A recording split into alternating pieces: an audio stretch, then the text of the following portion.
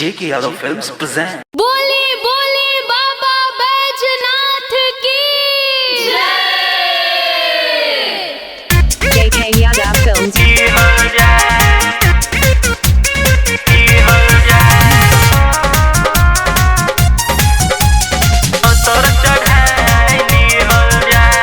कांवर लेके साथे जाइब हमहू जलवा चढ़ाइबे जीजा हमहू जलवा चढ़ाइबे दीदिया खातिर हरियर हरियर चूड़िया हमहू ले आइबे जीजा चूड़िया हमहू ले आइबे चल देव घर में ये जीजा डीजल चढ़ाए लिहल जाए भोला जी पबेल पतर चढ़ाए लिहल जाए ये जीजा भोला जी पबेल पतर चढ़ाए लिहल जाए JK Yadav Films.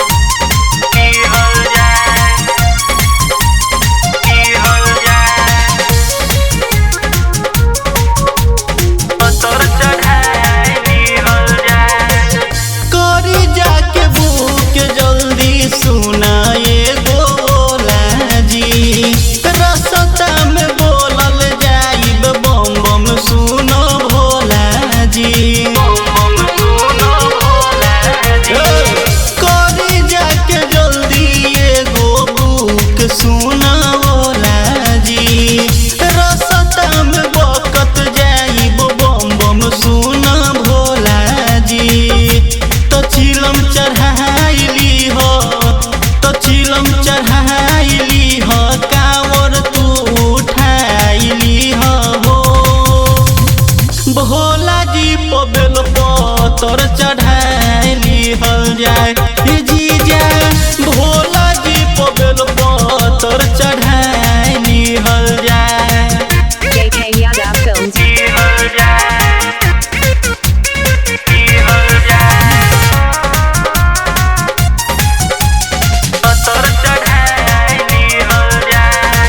राइटर आकाश के तू ले लहू तू संघावा हो गावे ले ये गीतिया पर कस भोला जी के दुआरिया हो सुना